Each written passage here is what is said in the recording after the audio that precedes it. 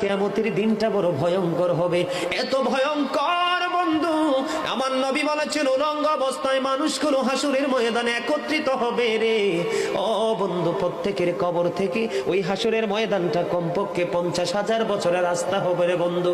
এই জন্য নবী যখন মেরাজের রজনীতে বোরাক দেখেছিল, আমার নবীকে আল্লাহ দাওয়াত দিয়েছে, বোরাক দেখে আমার নবী এত ক্রন্দন করেছিল, মনে হয়েছিল যেন আমার নবীর চক্ষু মুবারক দুইটা ঝর্ণা হয়ে গেছে।